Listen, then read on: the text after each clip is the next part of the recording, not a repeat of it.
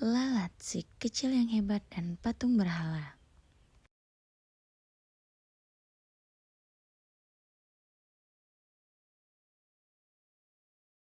Ngung, suara para lalat yang terbang ke sana kemari terdengar sangat jelas. Para lalat ini berkerumun di sebuah piring persembahan untuk para dewa. Di atas piring itu tersaji lengkap daging, roti, hingga buah-buahan. Aroma daging panggang itu menarik perhatian para lalat. Plak! Sebuah sapu mendarat tepat di samping piring saji. Hembusan angin dari sapu itu membuat sebagian lalat kaget dan terpelanting. Begitu sadar dari rasa kaget, para lalat itu langsung terbang kembali. Pergi kalian lalat mengerikan, beraninya kalian makan dari meja dewa kami.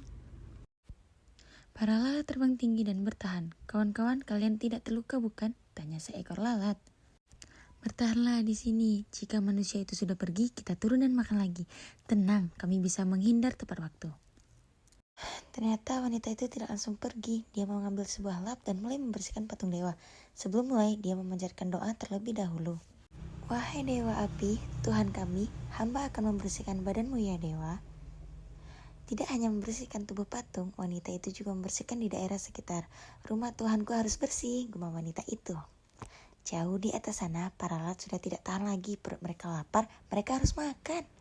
Maka para lalat ini pun terbang mendekat ke arah piring saji. Kaki-kaki mereka menapak dan mulut mereka mulai menggigiti makanan. Suara kepakan sayap mulai terdengar mendengung lagi. Wanita itu pun menoleh dan berteriak, ngeri ketika melihat para lalat mengerumungi piring saji. Lalat-lalat mengerikan, aku akan membunuh kalian semua. Kalian tidak pantas di sini. Wanita itu mengayunkan sapunya. Kalian hanya hewan kecil yang lemah, tidak memiliki pikiran, dan selalu hidup di tempat yang kotor. Sungguh hina sekali. Begitulah, masyarakat pada masa itu memang masih menyembah pada berhala. Mereka membuat patung-patung untuk disembah, seolah patung itu adalah Tuhan. Mereka menolak dan meremehkan hal-hal kecil yang tidak mereka sukai. Contohnya saja lalat. Padahal dalam sebuah surat Allah berfirman, wahai manusia, telah dibuat suatu perumpamaan, maka dengarkanlah. Sesungguhnya segala yang kamu seru selain Allah tidak dapat menciptakan seekor lalat pun, walaupun mereka bersatu untuk menciptakannya. Dan jika lalat itu merampas sesuatu dari mereka, mereka tidak akan dapat merebutnya kembali dari lalat itu. Sama lemahnya yang menyembah dan yang disembah. Quran Surat Al-Hajj, surat ke-22 ayat 73. Dalam ayat itu dijelaskan bahwa tidak ada yang bisa menciptakan satu makhluk pun di dunia ini selain Allah. Bahkan makhluk paling kecil dan lemah seperti lalat. Tuhan-Tuhan berhala yang selalu disembah itu pun tidak akan sanggup. Jadi tidak sepantasnya kita meremehkan satu makhluk pun meskipun itu terlihat lemah. Tanda kuasa, keanggunan, dan keajaiban Allah selalu ada di balik semua ciptaannya. Bahkan lalat yang sering diremehkan pun memiliki sederet kelebihan. Jika tubuh lalat diperbesar sampai 100 kali, semua bagian tubuhnya akan terlihat dengan jelas. Maka siapapun yang melihat akan tercengang. Tubuh mungil lalat ini bahkan tanpa maksud, dia memiliki kemampuan terbang yang sangat hebat. Hal ini membuat lalat sulit untuk dikejar oleh pemangsanya. Dia bisa tiba-tiba berbelok atau berputar per detiknya. Lalat mampu mengepakkan sayapnya 200 hingga 400 kali. Sungguh luar biasa ya. Ada satu lagi kehebatan lalat.